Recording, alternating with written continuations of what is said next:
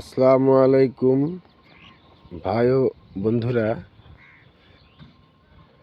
সবাইকে সকালের সালাম এবং শুভেচ্ছা। আমি একটা কথা আপনাদের সকলকে জানাতে চাই যে এই যে জমিগুলো দেখতে পাচ্ছেন, এই যে কবরস্থান, এই যে সামনে যে ডিপ, এই যে জমিগুলো, এই যে রাস্তা পর্যন্ত, এই যে দেখেন ওই কর্নার পর্যন্ত, এদিকে হলো এই যে কবরস্থান পর্যন্ত, এই জমিগুলান সিএস এবং এস এর রেকর্ডে অনুযায়ী মালিক বাতাসু শেখ 40 সাল থেকে জমিগুলান আমাদের 1940 থেকে 62 পর্যন্ত আমার নানার বাপদাদারা এগুলান আবাদ করে খাতো। এবং ওই যে জমিটা দেখা যাচ্ছে, এটা 713 দাগের জমি। এই জমিটা আমরা আজ থেকে 10 বছর আগেও করে খেতাম। তো আমাদের কিছু অসাধু, গ্রামের কিছু অসাধু ব্যক্তি হঠাৎ করে আমার নানা মারা যাওয়ার পর, আমার মায়ের বয়স যখন 3.5 বছর, তখন আমার নানা মারা যায়। সেই অবস্থায় এখানকার প্রভাবশালী ব্যক্তিরা চক্রান্ত করে এই জমিগুলান সম্পূর্ণগুলান ওনারা ভোগ দখল করে আসতেছে। দেখেন, জায়গার কোনো সৌন্দর্য নেই, যেখানে সত্য নেই সেখানে কোনো সৌন্দর্যও নাই। এগুলো সব ভণ্ড ও যারা যারা চক্রান্ত করে জমিগুলান খাওয়ার বুদ্ধি করতেছিল, তারা এগুলো এখনও দখল করে খাচ্ছে। তো যাই হোক, ওই জমিটা আমরা 10 বছর আগে করে খেতাম। এই যে দেখেন, ওই জমিটা আমার নানার থেকে 36 শতক মমতাজ কিনে নিছে 43 সালে, দলিল দেখাচ্ছে।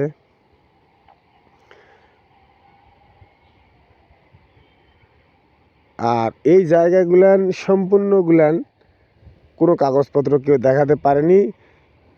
এবং ওই 713 দাগের জমিটা যখন আমার মা আবাদ করে খেতো, আমার নানা হঠাৎ মারা যাওয়ার পর, এরা সবগুলো গ্রামের আমাদের এই লোকজনেরা, প্রভাবশালী ব্যক্তিরা সবগুলান এরা ভোগ দখল করে খাচ্ছে।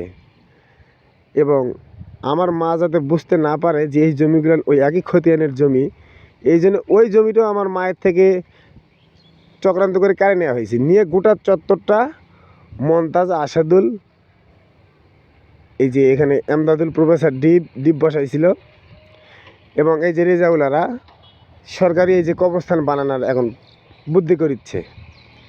নিজের বাপদাদার জমি তো 4 শতকও কাউকে দিতে পারেনি, 4 শতক কোথাও দান করতে পারেনি, কিন্তু মানুষের জমি যে ঈদগাহ মাঠের নামে দান করেছে, যেটা ওনার বাপেরও না বা ওনার নিজের কোনো কিনার সম্পদও নয়। তা আমাদের ডাঙ্গাপাড়ার লোকজন বা ডাঙ্গাপাড়ার যারা এই যে এগুলো মসজিদ, ঈদগাহ মাঠের কমিটি, ওনারা নেওয়ার আগে, কেউ দান করলেও আর নেওয়ার আগে এটা ভাবে চিন্তে নেওয়া উচিত বা দেখে শুনে নেওয়া উচিত যে জিনিসটা কি কারো থেকে মারে এসে আমাকে দিচ্ছে, না ওর নিজের ব্যক্তিগত জিনিস থেকে দিচ্ছে। এটা একটু ভাবে দেখা উচিত সব মানুষের। এবং ওই যে দেখেন, চক্রান্ত করে ওই জমিটা 713 দাগের জমিটা আমার মায়ের থেকে কেড়ে নিছে। মমতাজ যেখানে 36 শতক কেড়ে নিছে, আর বাদ বাকিটা আসাদুল, রেজাউল আর বংশধররা করে খাচ্ছে। তাহলে এখন তো আমার নানা হঠাৎ মারা যাওয়ার পর, মা ছোটো থাকায় ছোটো 3.5 বছরের, আমার মামা নাই, কেউ নেই আমার নানি ছাড়া। এই অবস্থায় এরা সুযোগ নিয়ে, আমার গ্রামের প্রভাবশালী ব্যক্তিরা এরা সুযোগ নিয়ে এই জায়গাগুলো ভোগ দখল করে আসতেছে। এগুলো সম্পূর্ণ ভোগ দখল ওনারা করিচ্ছে, কিন্তু আমরা ওই 13 দাগের জমিটা আবাদ করে খাচ্ছিলাম। ওই জমিটা যাতে ওই জমির জন্য যাতে এই জমিগুলো ফাঁস না হয়, সেই জন্য আমার মায়ের থেকে জোর করে ওই জমিটাও কেড়ে নেওয়া হয়েছে। এখানে কারে নিছে আমাদের গ্রামের ওই যে এমদাদুল প্রফেসর ডিপ বসাইছে, আসাদুল, এগুলো সব সহযোগিতা করে চক্রান্ত করে। আমাদের গ্রামের এক হুজুর আছে, উনি ওই মাঝে মাঝে মোহরির কাজ করে, লাইসেন্স ছাড়া মোহরি। ওনার ঘরে বসে মণ্ডল মাতব্বররা যায়, যা লিখতে বলে তাই লেখে।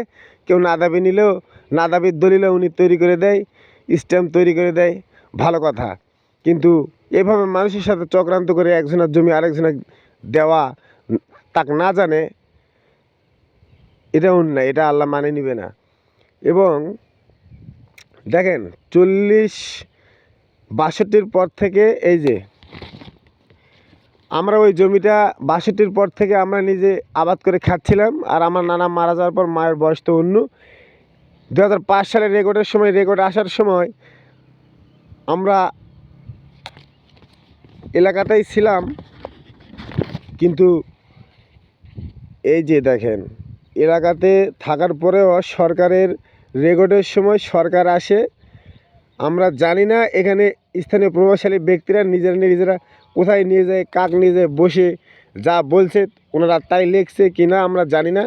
তবে এই যে ২০০৫ সালের রেকর্ড অনুযায়ী জমি সরকারি, 17/5/2005 বিডিএস আরএস এই এই জরিপের সময় সরকারের কাছে এই মালিকেরা যারা বর্তমান ভোগ দখল করে খাচ্ছে, কোনো কাগজপত্র না থাকার কারণে সরকার ২০০৫ সালে বাংলাদেশ সরকারের পক্ষে জমিগুলান নিয়ে নেয়। আচ্ছা, এই জমিগুলান খাস খতে নিয়ে যাওয়ার পর আমরা জানতাম না, 10 বছর আগে ওই জমিটা করে খাতাম, আমরা এই জমিগুলোর খবর জানতাম না। এরা ওই জমিটা আমার মায়ের থেকে কেড়ে নিয়ে দেখেন পুরা জমিগুলো সরকারি খাস খতে সরকারি হয়ে আছে। তাহলে ৪৫ বছর থেকে এরা জমিগুলো এইভাবে এই জমিগুলো খাচ্ছিল, আর আমরা শুধু ওই জমিটা খাচ্ছিলাম, আমরা জানতাম না। তাহলে আমাদের গ্রামের লোক বা মানুষ কত বড় বেইমান যে এতগুলো জায়গা পড়ে আছে, নিজেরা খাতে পারছে না, নিজেরা ১ টাকা খরচ করে কোনো কাগজপত্র করতে পারেনি, বা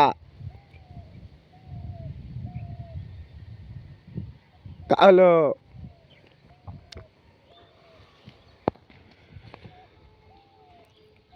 পারেনি। তো আমরা ২০২০-২২ সালে জানতে পারতেছি যে এই জমিগুলো এরকম খাস হয়ে আছে। তখন আমরা জমির কাগজ তুলে দেখি যে এই জমিগুলো ওই ৭১৩ দাগের মালিকের জমি, এগুলো সব মালিকের জমি। এই যে এই জমিটার আমাদের খাজনা দেওয়া আছে, এই দাগের 715 দাগের জমি ৬ শতকের, এখানে আমরা অলরেডি খাজনা দিচ্ছি।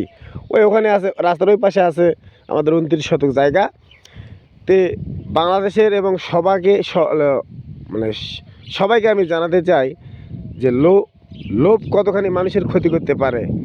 আমাদের বংশটাকে এক করা হয়েছে, মানে একবারে রাস্তার নামে দিতে যা করা লাগে তাই এরা চক্রান্ত করে করেছে, যাতে এই জমিগুলা ওনারা ভোগ দখল করে খেতে পারে। তে আল্লাহর মার দুনিয়ার বার, আল্লাহ এই যে জমিগুলো সবগুলো সরকারি খাস করতে এনে রাখছে ২০০৫ সালেতে। আপনাদের দোয়ায়, সকলের দোয়ায় আমরা সেটেলমেন্টের কেস করে ওখান থেকে ১ একর ৩০ শতকের পর্চা পাইছি। ওর মধ্যে ২৭ শতক আমাদের দখল দেখাইছে। তা আমরা জমি দখল করতে বা ওনাদের যদি আমরা বলি, তো ওনারা হলো বিভিন্ন ধরনের ভয়ভীতি, জমির আলেত গেলে মারে ফেলাবে এরকম ভয়ভীতি দেখাচ্ছে বা দেখায়। কোনো ধরনের কাগজপত্র নাই, তারপরেও ওনারা জোর করে জমিগুলো ধরে আসে। এবং আমরা বর্তমান আরএস সেটেলমেন্টে কেস করার পর সরকারের থেকে আরএস জমি বের করে নিয়ে জমিতে আসলে পরে ওনারা হলো ওই ভয়ভীতি দেখাচ্ছে।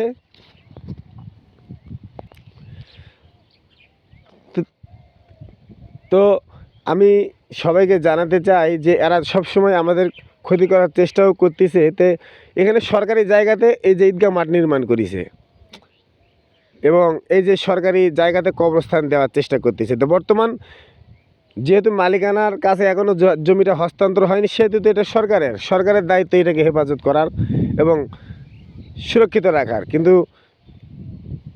এখানে ব্যক্তি মালিকানার পর্যায়ে যায়, দেখেনি যে এখানে কবরস্থান হচ্ছে, ওখানে ঈদগাহ মাঠ হচ্ছে, এখানে এরা আবাদ করে খাচ্ছে, এরাই জমি আবাদ করে খাচ্ছে, এই টাকাতে আমাদের পিছনে খরচ করতেছে।